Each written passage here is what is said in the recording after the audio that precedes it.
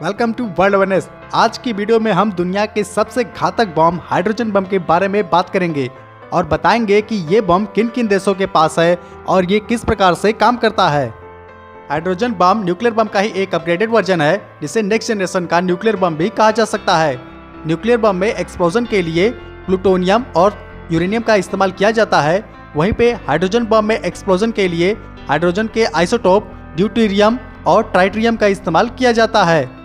हम आपको जानकारी के लिए बता दें कि हाइड्रोजन बम को एक्सप्लोड करने के लिए लगभग 5 करोड़ डिग्री सेंटीग्रेड की टेम्परेचर की जरूरत होती है, जो सूर्य के टेम्परेचर से भी ज़्यादा है। हाइड्रोजन बम न्यूक्लियर बम के मुकाबले में साइज में काफ़ी छोटा होता है, लेकिन अगर हम इसके इफेक्ट की बात करें तो ये लगभग 1000 गुना ज़्यादा इफेक्टिव होता है किसी न्यूक्लियर बम के मुकाबले। जैसा कि हमने आपको पहले ही बताया, हाइड्रोजन बम को एक्सप्लोड करने के लिए यानी उसके न्यूक्लियर फिजन को स्टार्ट करने के लिए लगभग 5 करोड़ डिग्री सेंटीग्रेड के टेम्परेचर की जरूरत पड़ती है और ये टेम्परेचर एक न्यूक्लियर बम के द्वारा ही प्रोड्यूस किया जा सकता है। इसीलिए किसी हाइड्रोजन बम को एक्सप्लोड करने के लिए एक छोटे न्यूक्लियर बम की जरूरत पड़ती है, यानी वो एक तरह के न्यूक्लियर बम का ही अपग्रेडेड वर्जन होता है। किसी हाइड्रोजन बम का एक्सप्लोजन होता है तो वो एटॉमिक बम के मुकाबले लगभग 1000 गुना ज़्यादा रेडिएशन को प्रोड्यूस करता है, यानी एक हाइड्रोजन बम बराबर 1000 एटॉमिक बम।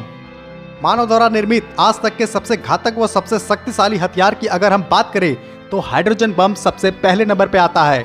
अगर किसी युद्ध में हाइड्रोजन बम का इस्तेमाल कर दिया जाए तो इस धरती पे जीवन लगभग समाप्ति की ओर बढ़ जाएगा।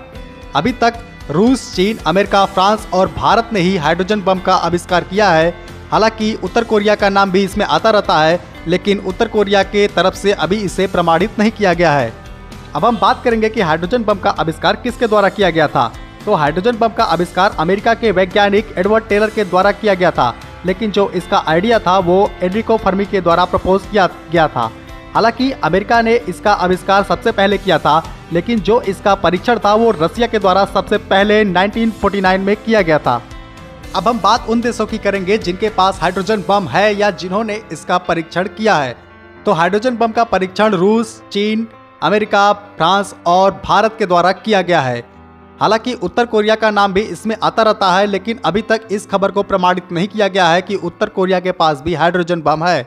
भारत ने हाइड्रोजन बम का परीक्षण 1998 पे ऑपरेशन शक्ति के तहत किया था, जिसमें लगातार 5 बमों को टेस्ट किया गया था, जिसमें 3 बम न्यूक्लियर बम थे लेकिन 2 बम हाइड्रोजन बम थे। और इस ऑपरेशन को लीड किया गया था हमारे फॉर्मर प्रेसिडेंट और साइंटिस्ट APJ अब्दुल कलाम के द्वारा, और इसकी इजाज़त हमारे उस समय के प्रधानमंत्री श्री अटल बिहारी वाजपेयी के द्वारा दी गई थी। अब हम बात करते हैं अगर युद्ध में हाइड्रोजन बम का इस्तेमाल किया गया तो क्या होगा। तो जैसा कि हम देख चुके हैं कि हाइड्रोजन बम कितना ज़्यादा शक्तिशाली बम होता है।